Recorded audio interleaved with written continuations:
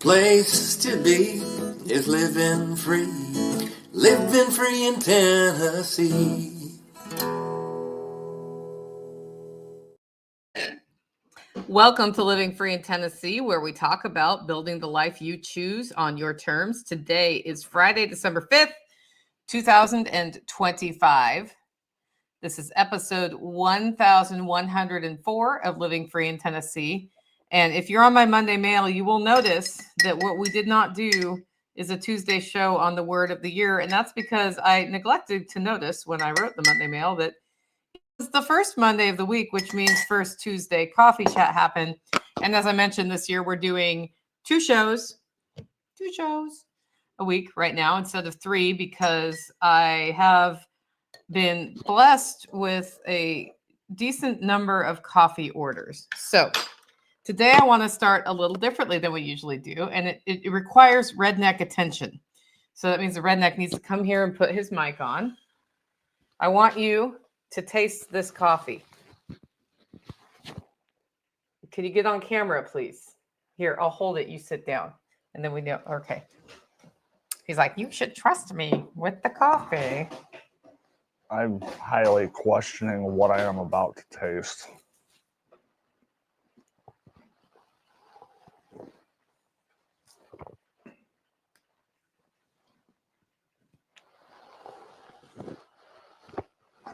It's scalding hot.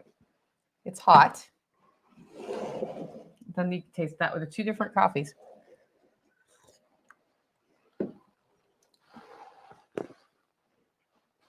Which one do you like better? That's the big question. That one. Okay. So, Scott, in answer to your question, had I tasted the freeze-dried coffee you sent me? The answer was not until this moment, because I wanted to get a moment where Tactical could taste it with me. And we like the 8-ounce size better. So what he did was take hollow roast and freeze dry it. And then he put 3 grams of that in a packet. And I don't know how he made the actual coffee, if it's espresso or just straight up coffee, but not surprisingly, the redneck prefers the stronger coffee. But it's 3 grams of the freeze-dried coffee. This is a 12-ounce cup. This is an 8-ounce cup, and he likes it better in the 8-ounce cup. And I'm spilling coffee all over my counter right now, but my computer is raised up 6 inches on the thing, so we don't have to repeat the incident from earlier this year where we broadcasted while I was holding the computer upside down. Remember that? Yes. Yeah. So a year in review is the year we did that. You should get like on the camera. Here, I'll move this back so you have more of a chance to be on the camera. You don't have, and you can still be almost in your comfortable space bubble. He likes to, like, he has long arms, and it's like if somebody can touch him, he's not super happy. Because I might reach out and touch him, and then that would ruin your day, wouldn't it?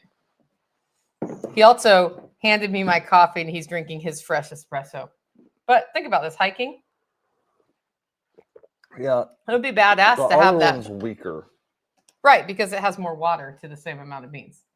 Yeah, that's... Yeah. From a no cream added standpoint, I like the 12-ounce better. Okay. But if I was going to add cream, which I'm about to do, then I like the 8-ounce better. And that is, his farm name is Overlook Meadow Farm. So I don't know if they're going to start. Oh, no, this isn't one of mine, I don't think. It's a Guatemalan, though. La Flor del Café. So did he make the coffee and freeze dry the coffee? He might have roasted it too. The beans. No, he freeze dried the coffee. Okay. And he was like, hey, taste this, see if you like it. And I thought it was hollow roast, but I guess it's not hollow roast. Anyway, I do like a good Guatemalan, though. Or it could have been our Guatemalan earlier this year, which we don't have the product up for that, but we will eventually.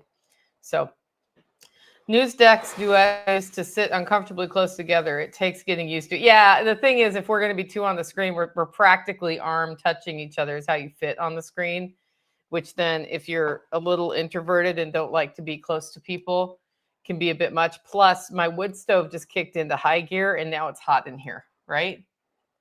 I don't know. It hasn't caught up with me yet. Yeah, he's been outside most of the day. I was in the roasting shack shipping orders this morning. So anyway, before we jump into the updates from the homestead, which if you're in the live stream, Mike Croft and Pack Rat and Kiri and Pippinized, welcome to the live stream. Let folks know we're live and see if they can come in if you think they'd enjoy hearing about what it's like on the homestead this week. Before we jump into that, I want to talk about our featured event of today's show, which is this coming Tuesday at 6 p.m. There's a member webinar, or you can buy your own entrance to it, titled So You Bought a Pig, Now What?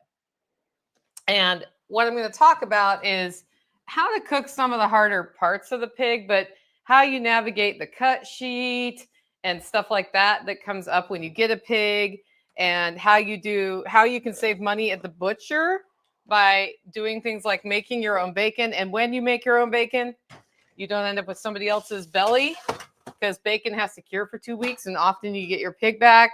And also making your own sausages, which was an entertaining thing we did this morning with Valerie in the house. I was like, well, I need to go roast coffee, but also I was going to make stubby breakfast sausages, and we ended up with bratwurst-sized breakfast sausages because I was just learning how to twist them right. And there might have been a learning curve involved, but it was probably pretty entertaining to watch from a redneck perspective, wasn't it? I'm at least certain there's like remnants of 4 sausage stuffers in here. Yeah. So anyway, that's at 6 p.m. It's live. If you're a member, you get it included with your membership. And if you're not a member, you can buy it, or you can become a member over at livingfreeintennessee.com. The class itself is our first one we were doing through homesteadskills.academy. So we're testing that system a little bit. And if you can't make it live, the recording will be there. In 2026, we're moving into pre-recorded webinars where I am there when we broadcast it live for basically live question and answer sessions. But I think what's happened in the last 12 months is people sign up for the webinars, don't show up, and then watch them later. So we're going to just embrace that that's what's happening in the world, because you all have busy lives, and go with it. That's my plan. I also have 2 sponsors to thank today. And the first one is John Pugliano of the Wealth Steading podcast. John has a podcast that comes out about once a week, and it's all about his money management practices and other things. He's one of us. He's a prepper and a homesteader. He's really knowledgeable in ham radio, a lot of good life lessons too, even fun to talk about spiritual matters with him. Check it out, thewealthsteadingpodcast.com. Our second sponsor of today's show is Agorist Tax Advice. That's Matthew Sursley. So Agorist Tax Advice, he has started talking a lot in his weekly mail about different write-offs and how they affect you. And some of those are things you may not realize is coming. It's not a write-off. It's a tax situation where the alternative minimum tax rate. So you could do everything right and track all your expenses, and then there's a second calculation all of us are supposed to do when we file taxes, but most of us don't make that much money. If you hit this window where you make too much money, right, you get put into the alternative minimum tax. This can happen when you exercise stock options, for example, that you suddenly had this chunk of income according to the government, and it makes it so all of your write-offs become obsolete, and you end up paying more tax than you thought you were going to have to. And if something like exercising your stock options, you may not have the cash on hand to pay a $20,000 tax bill, for example. So he talks about how to do the calculation for that in the email. And he also talks about doing it now rather than next year, because once it's a new year, it's too late for you to make all different decisions about what you're going to do. So you totally want to run things like that through an advisor, or know enough about it yourself to check out what's happening so you don't get bit in the butt later, because that's just no fun. So another time this might happen is selling real estate, by the way. So anyway, if you want to get on that informative email and connect with Matthew, you can go to agoristaxadvice.com/LFTN. And of course, he does a limited number of advising sessions. I'm pretty sure once he's full, he's full. So, and I'm not sure what his full number is. They also work with their customers to file tax returns. So Check that out, agristaxadvice.com/LFTN. Why do you have white powdery stuff on you? Apparently, this is the shirt that I wore when we were painting. Oh, you've got Basecamp paint on you. I was wondering why I unzipped my jacket to find something. Debbie, welcome to the live stream. And yeah, it appears to be. It's primer. Yeah, gray primer. He's got gray primer on him. I was like, it's not snow because it would have melted in this particular environment. Okay, so when I asked you what you wanted to talk about this week, you gave me a very non-detailed redneck answer. I'm settling into the winter routine. And then I looked at you like, okay, but what does that actually mean? So talk to me about, besides it's cold. It's cold is not an acceptable answer to this. We're just going to assume that it's cold and dark. What does that mean you're doing on the homestead? How does that change how you approach your day?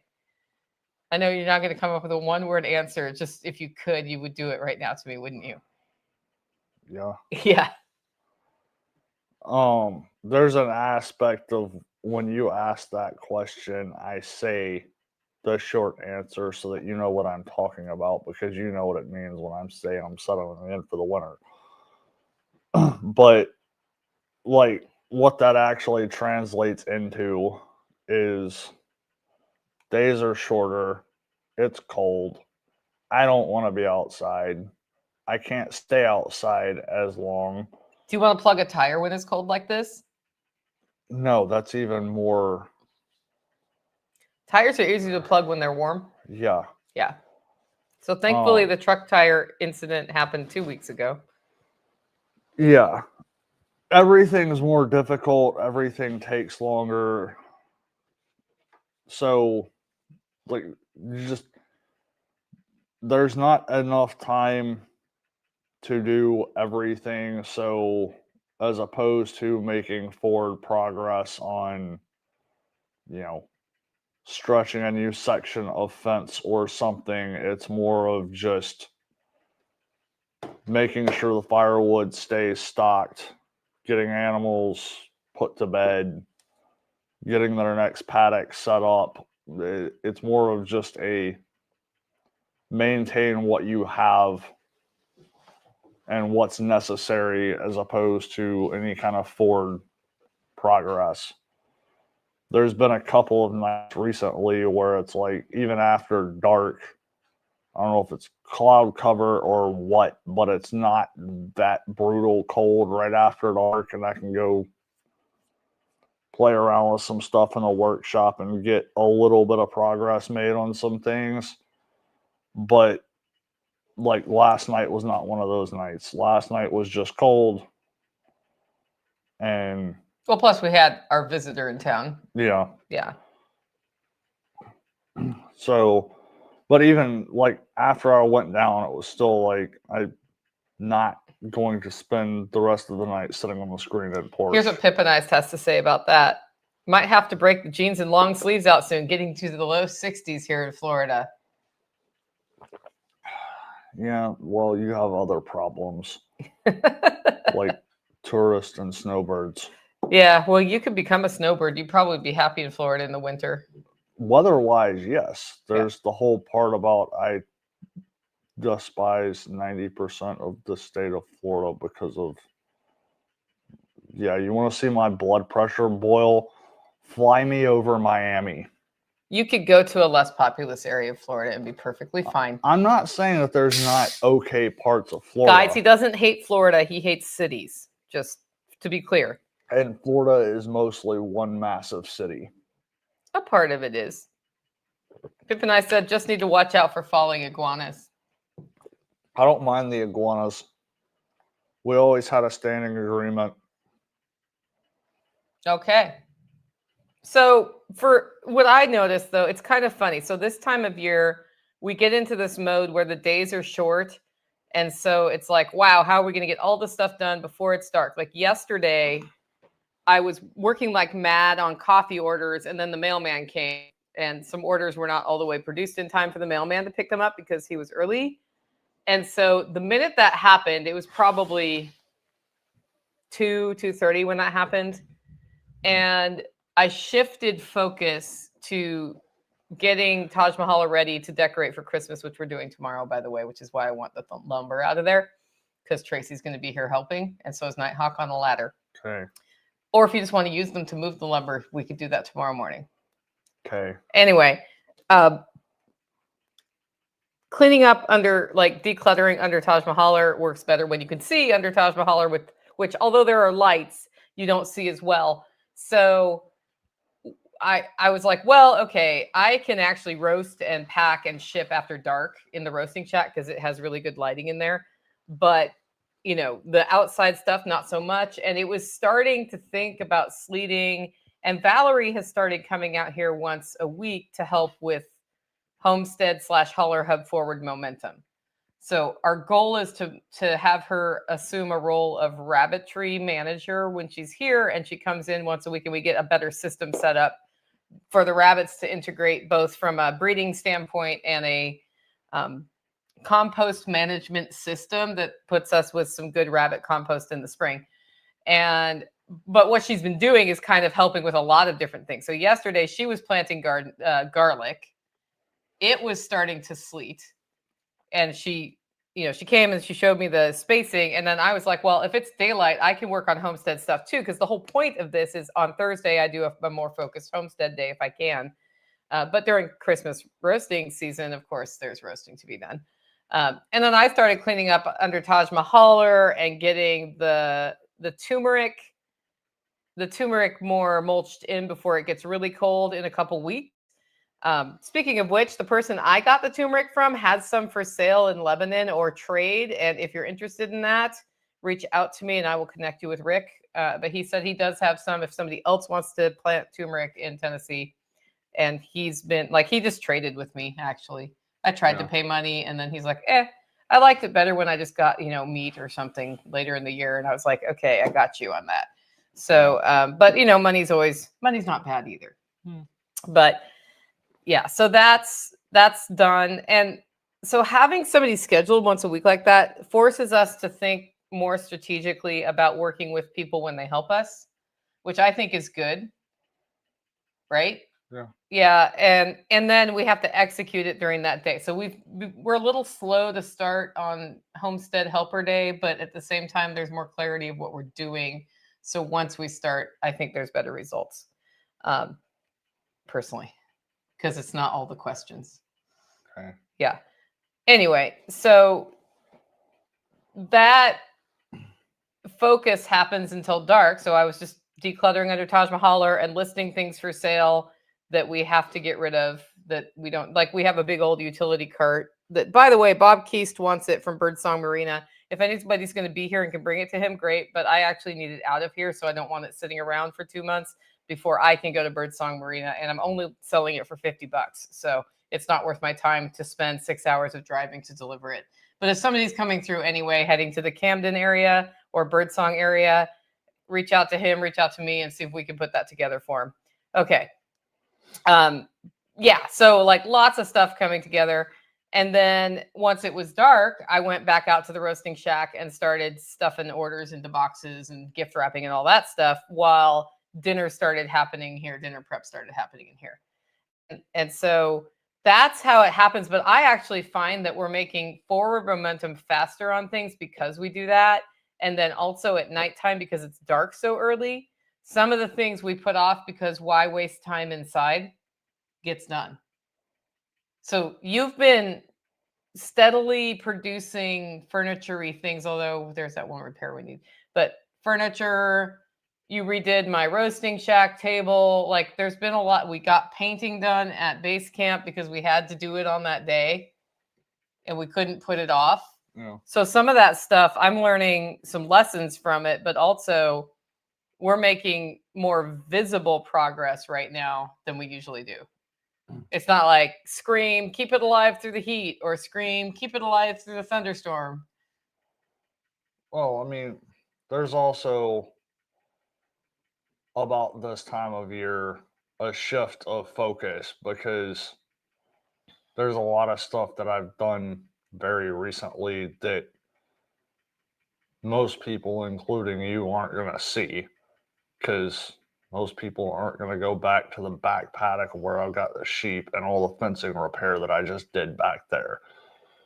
But with the turn in the cold for me, there's a lot of stuff that I put off during the summer because I've got the weather to be able to do stuff like that. And I put off doing stuff inside.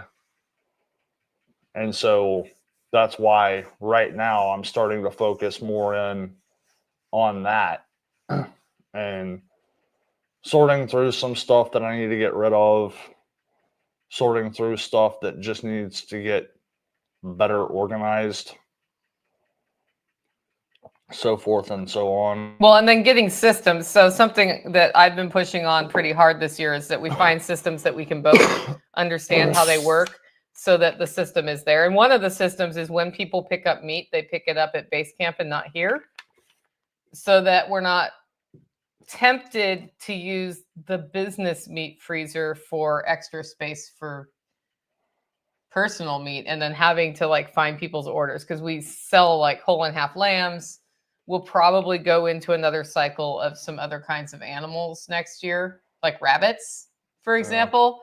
And having that all located somewhere that's just all business it's helpful if we were to ever be inspected, first of all, because there's no danger of crossover. And then B, everything stays much more organized. So the other thing that happened yesterday, so we had Valerie in yesterday, which means most of us want to be home. So if, so when she's doing things with us, we're here to be the with us.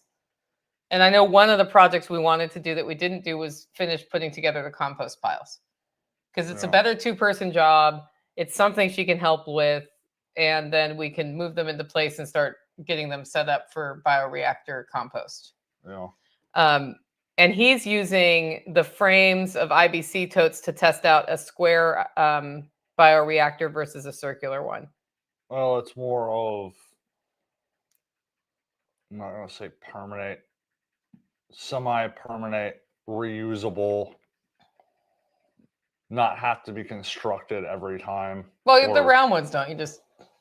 To an extent. Yeah, I mean, we have to put the things in them. But anyway, whatever. It's something that I encourage the experimentation on, because we can innovate on the knowledge we have, having taken the bioreactor course from Jack, or the compost course from Jack Spirko. And that did jumpstart our compost was already good, but now it's really, really good. And I think the biochar element has made a huge difference. Yeah. Yeah. So we need to have more outside fires is all I'm saying. And it's like stuff like that would have been great to have happen. But I got a call on Tuesday saying we could pick up our cow on Thursday. And by our cow, how many cows did we pick out?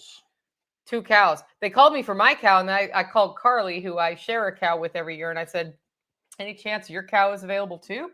And she said, yes. And I said, well, we're going anyway. Do you want me to pick up the other cow? She said, I was going to call you about that to see how that would work out. And so we picked up both cows. And then I got another text, hey, I got to call them and pay. And I was like, we'll just pay for the butchering fee when we pick it up and work out the money stuff later. She's like, okay, great. I am sicker than a dog right now. And I'm like, also, don't come to my house to pick up your cow.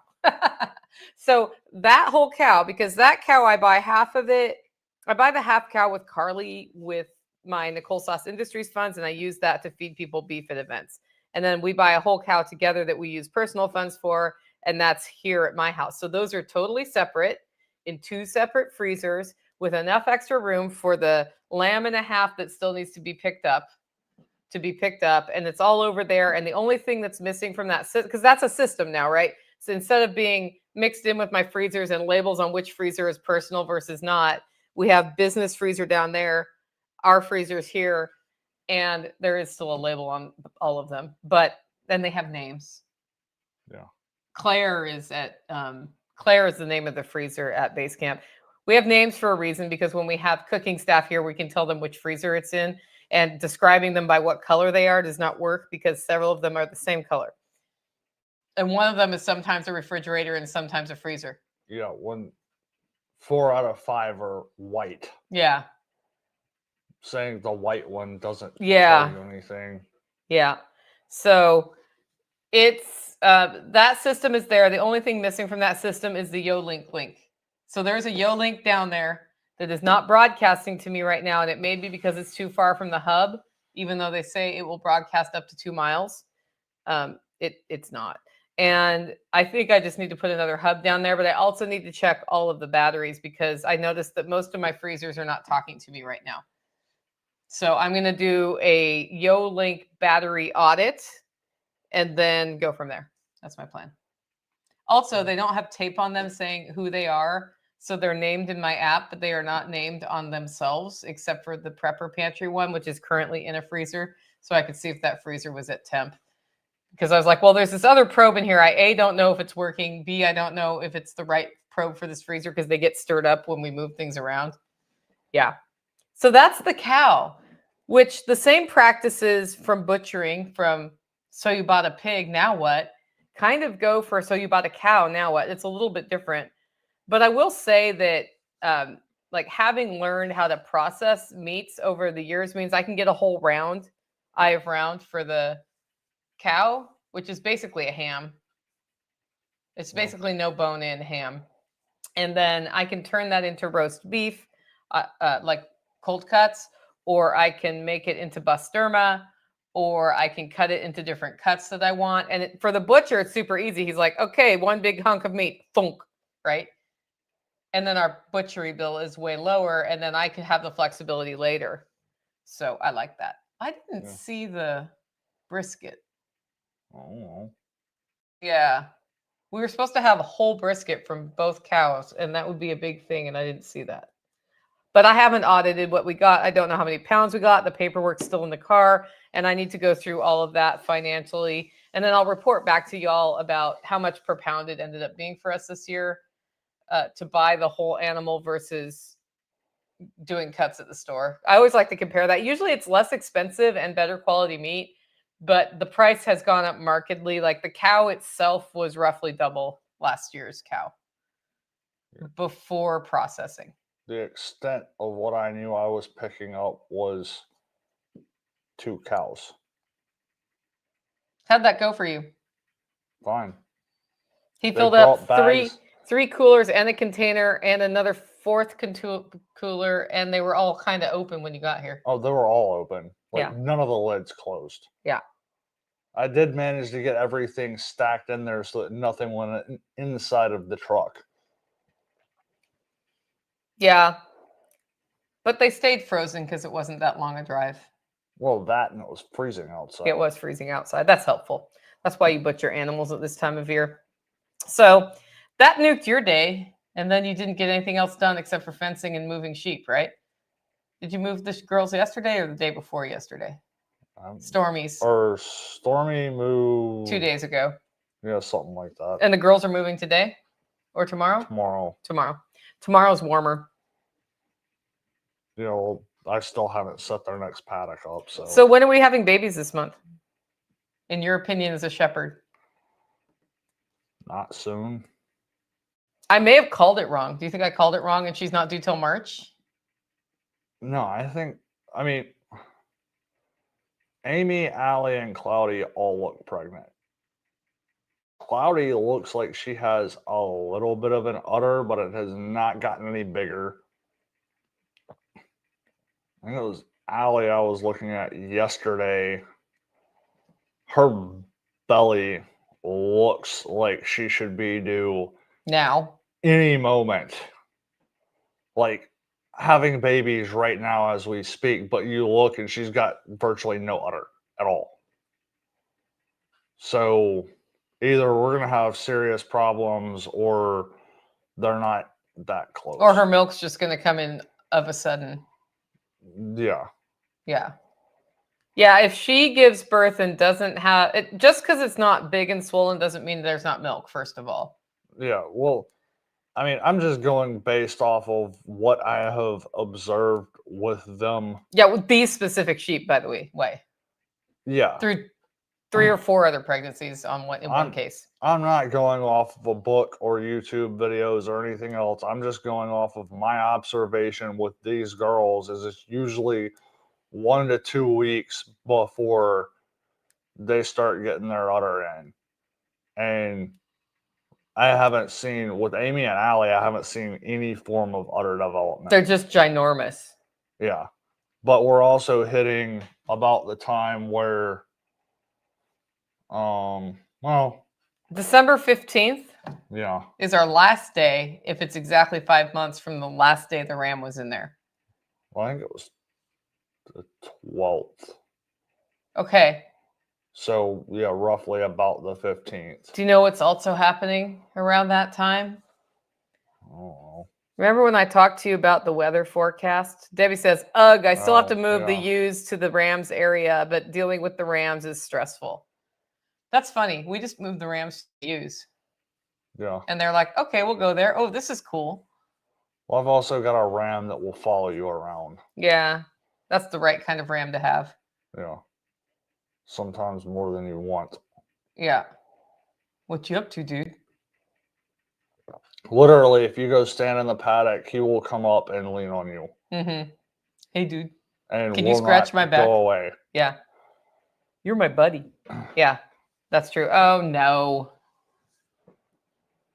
Stupid. I hope, can everybody still hear me? Because I just had a Zoom thing happen. So hopefully the audio is still working. I know it's working on this side, but if it's not working, I'm sure you'll say something when we're quiet forever.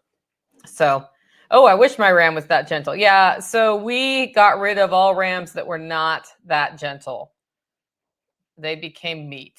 And then this one just ended up being that demeanor. So that's why we didn't get rid of them.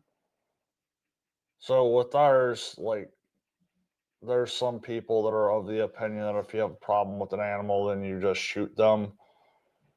When you're small scale like this, that is not an option. However, there is nobody in my flock that is not replaceable. And there are several rams that have been replaced. Yeah. One of them started out really cool and turned into a straight up dick. Yeah. And he went into the freezer. Yeah, he did. After he was replaced. Yeah, there was a point. Yeah, so the Greg Judy method. Well, so for us, it's like, well, see if we can grow them out big enough to make sense. And I think we actually could have held off on Tiny Tim, who's being served at the Christmas party. Maybe. We have a frozen whole lamb in the freezer, which in order to get the beef in, I was like, there needs to be a layer on top for a sideways whole lamb. And next time we do that, we're going to ask them to tuck the arms in before they freeze the lamsicle. Yeah. Yeah. So they're like, holding their little legs in. That would be easier from a storage standpoint. But I actually thought that was pretty funny. So defrosting that lamb is going to be a bit of a challenge. Because we have to keep them below 42 degrees. This rate, that might not be much. Yeah, well, it can't be frozen outside, though. He won't defrost outside if it's, So how are you feeling about the 10-day forecast, Tactical? 10-day forecast is acceptable. There's a second cup of coffee here. Okay. So the 10-day forecast does something in Tennessee that does not usually happen, and we may go down to single digits within the next 10 days. And we may get snow before Christmas, and usually we don't get snow till January, February, right? That's a little further out, I think. But our favorite weather guy, who's not an official weather guy, he was like, so it's not looking good. Yeah, So it's a little past the 10 day. I think he's looking more at about 14 days. Yeah, well, that's the 15th. He's expecting it. Okay. 14, 15. We might get snow. We might get single digits. And so I told I read it to Tactical this morning. And he was like, oh, so I got to get the barn ready. But what are we going to do with the ones here? That's the next question, is where I'm putting them. Yeah. If they go into that pasture, there's at least a shelter. The I mean, that chicken was pasture. my first thought was the chicken pasture. Yeah. But then it's like, do I want to try to get like a lean-to off of the workshop, or I'm not sure for them yet. And I also, this wasn't in my immediate forecast because I have a special pile of wood inside of my house that is drying out very close to my wood stove, which is designated specifically for the beginning to mid-January deep freeze, which we get every year. Note, I said beginning to mid-January. This is not even mid-December yet. No. So You're gonna bring more wood in your house? I don't know what I'm gonna do Yeah. yet. I want to do another truck of wood down in front of my. I'm trying to get all the wood from back there down here. Yeah. And I think I have 2 to 3 more truckloads to move. And then I have all the wood in front of my house for the whole year. And then we can build the woodshed up there if we want to. Yeah. And then you can organize your stuff in it because I'm not putting wood in that woodshed until next year's wood comes in the fall. Mm. So then that actually gives us some relief of pressure under here. So yeah, Spiky Mikey is really good at predicting what's going to happen, but he also is really good at saying if butterflies fart in Florida, which means if the direction of the winds change, then our situation could change, and it could not do that. So that's what we're hoping for, right? Yeah. Yeah. I'd rather not have snow this month if we could avoid it. And I feel like we've paid our snow dues the last 2 years, so we shouldn't be having more snow this year. We don't usually have snow every year, but we've had snow every year for 2 years, maybe 3. Even Ryan Hall was like, this is either going to be a really mild winter, or we're going to get that polar vortex that just throws the wild card, and like, it's going to be bad. Yeah. Well, so then Tactical was talking about making it so you could plug a generator into the solar system today. And then talking about taking the camper solar system out of the camper and putting it in my house. That's a long-term thing. Getting the generator hookup for the cabin is something that should have already been done, and I've been procrastinating on because I haven't felt like going through the figuring it out part. Which now I'm actually like, I'm tired of this being in the back of my brain, so we're about to figure it out. Yeah. So how do you feel about backhoes breaking? Wasn't mine, but it is inconvenient. Yeah, we were going to dig the trench for the drain for the 3-bay commercial sink that's going in the basement at Basecamp, and had it all scheduled this week. He's all prepped and ready to go, and then Alex was like, well, I'm waiting for a part to come in. I'm like, oh, shipping's not good this time of year. He's like, no, it is not, Nicole. And I think he lost 2 septic jobs because of that, because you don't wait on septic jobs when your backhoe guy's backhoe fails. No, and my understanding was he had 2 emergency septic jobs, so I would imagine those were probably the 2 that he lost. Yeah. And I just had a thought that was like, why did I not even so much as think about this before? Think of what? Putting a French drain in that trench. That's a great idea. That is so going to happen. Okay. Maybe at the end of that trench too for the gray water. Maybe. Has to have an overflow if you do that. Or you're just thinking for the roof overflow? No, I'm thinking that if I'm digging that trench, I'm going to throw the pipe in for the stuff coming out of the basement. And then on top of that, I'm going to throw a French drain pipe that sticks out the same end, just to get any extra water accumulation away from the side of that wall. Yeah, that wall is a problem. That wall has been a problem. It shouldn't be a problem now, but like it's certainly not going to hurt anything to do that. Yep. And then you're putting in a camper spot, and maybe 2 over there, right? Well, one's more of a van-sized camper spot, I'd say. The one that's up that steep hill. I'm probably not touching that one yet, Okay. because we're probably going to want to bring dirt in for that. Okay. But it depends on how much time I have to play with the excavator will determine exactly what and how far. Like there's a priority list, but then there's always if he's coming out for a half day, I'm going to plan for a full day. Mm-hmm.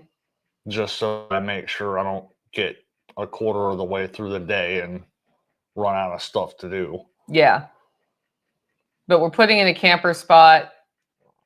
It's already mostly flat where that's going. Depends on which spot. It's the one over by the outbuildings. Has that been decided officially? Yes. Okay. Yes. I might not even touch that. Yeah. Well, we might want to run power. Well, if we're running power, it's not going to be this round of excavator. Because I ain't prepared. Do we need for an that. excavator or just a ditch witch for that, really?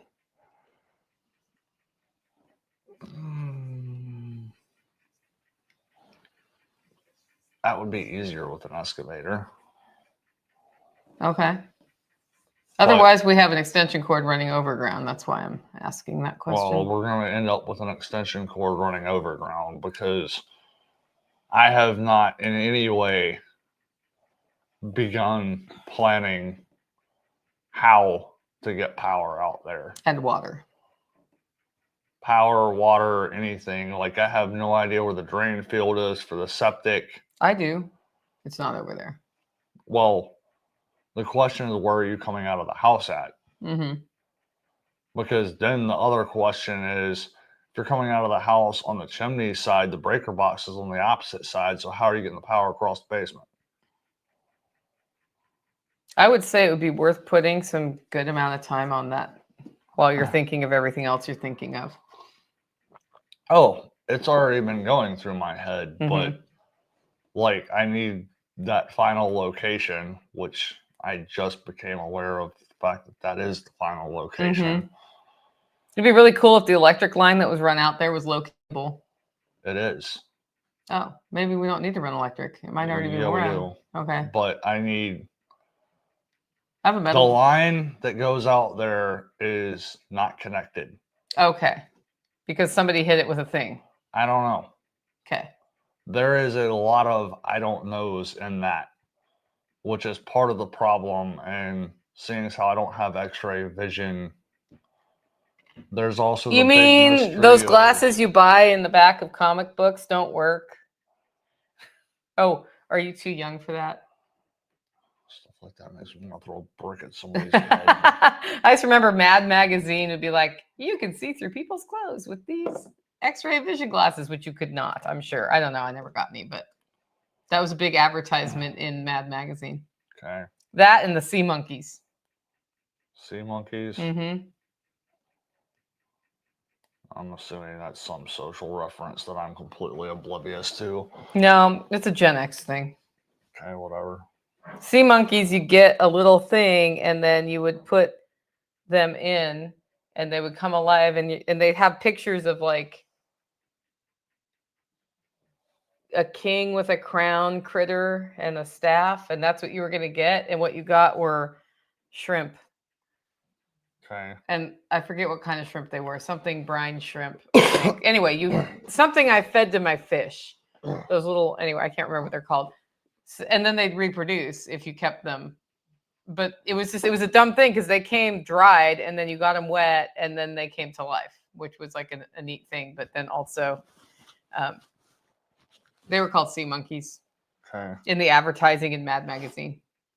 Did you ever read Mad Magazine? No. Oh, that was the issue. Why would I have read that?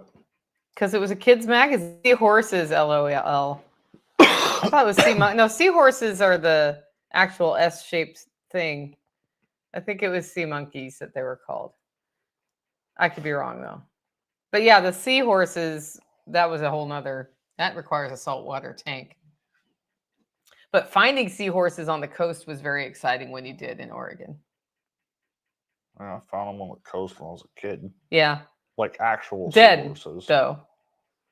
I got to see them alive in aquariums, and that's neat. They're neat to watch walking around. So the world is an amazing place, isn't it? Mm-hmm. Okay, so what I've noticed, so this morning we had some fun stuffing sausages, right?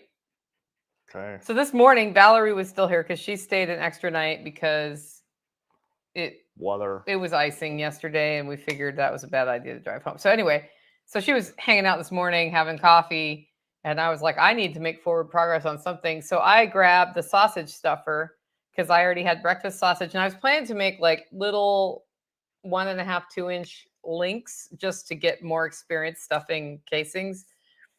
And because I wanted to get pictures of that for the webinar on next week. And it's breakfast sausage, though. So it's spiced with my Grandpa Darby's recipe. You like that recipe? Yeah. Yeah. And the sage that we put in it was grown here. But she became involved, and we got a Cabela. So somebody gave me, Nancy gave me a Cabela sausage stuffer. So we brought that out, all the parts, and I could not get the parts to work with the stuffer. And we became aware, I'm pretty sure the parts that came with it are to a different sausage stuffer, like the tubey part that it squirts through, or I'm just misunderstanding how it goes together. But like 2 weeks ago, Chef Brett came through and left a sausage stuffer in my basement too, because he gave me his chafing dishes because he's not doing big catering things and some other catering related things because we are here.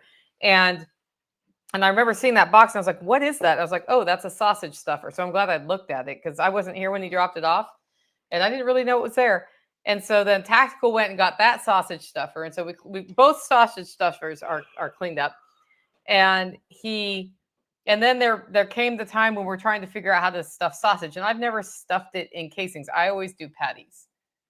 So I feel like a sausage stuffer saves me time, especially if I can get like the little links size ones going to, which I don't know if I can do on this sausage stuffer.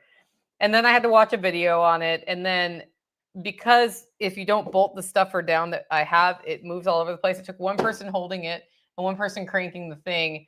And then we stuffed as much sausage as we could, about 10 pounds worth.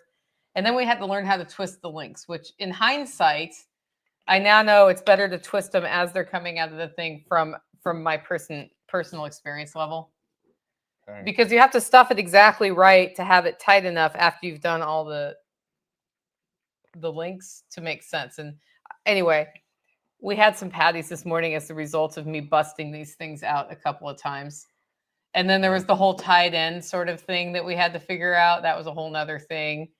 But we got it done. And now we're going to have a bunch of sausages. Yeah. All different sizes because of my needing to, like both Valerie and I were learning how to twist the sausages. And we tried like 3 different methods and they're all different sizes based on what we were trying to do. And we came to the conclusion that for this size, for that stuffer, for what I'm trying to do, we need to twist them as we go. Okay. And then somehow I had a little too much air in there. So I have to figure that part out. Yeah. But I think I can get that done. But now we have to figure out how to affix the sausage stuffer to a board that can be clamped down so that one person can maybe do it or 2 people can do it easily. Oh. And that's the next thing. And I'm going to do cycles of sausages for the next month and a half or so off the pig, by the way. Okay. Yeah. Or I could just do patties, but then we need a bandsaw because then you do the bigger tubes and then you bandsaw them. That's the fast way to do patties. Okay. Yeah. I don't have a bandsaw. I don't either. Ken Esch does. Okay. Yeah. Anyway, so that's it's like those sort of projects to me happen in the winter better because it's dark, but you're still awake.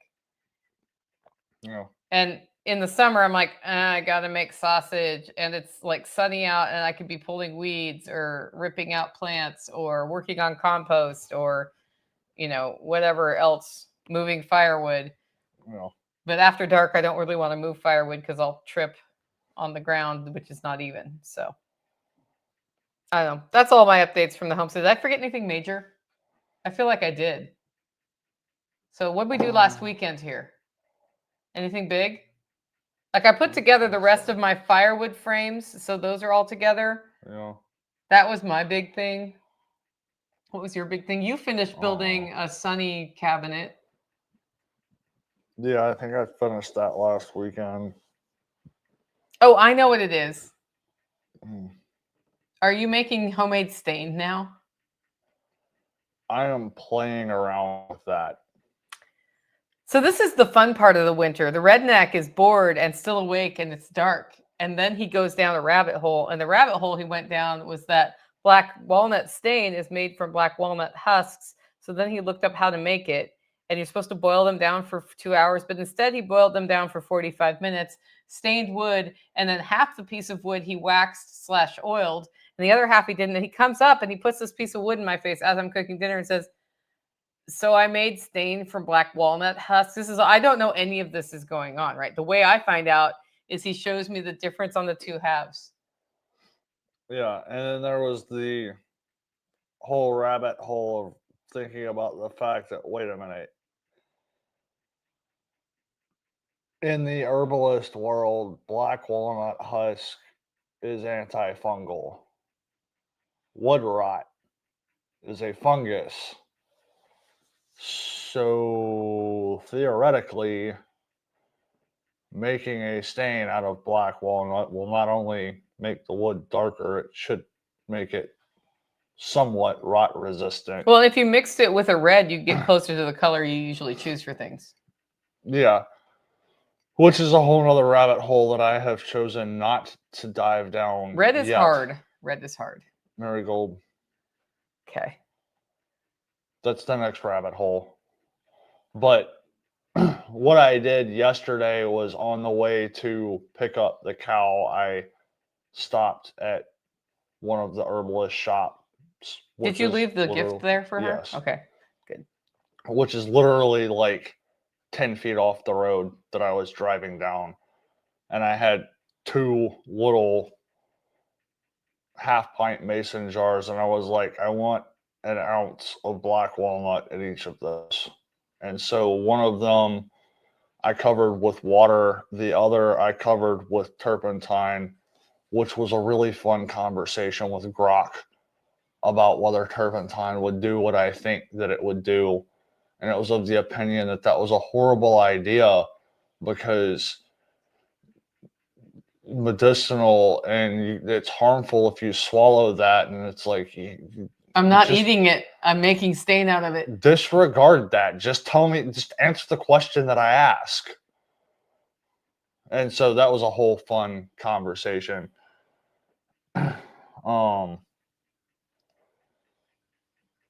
So yeah. Yeah.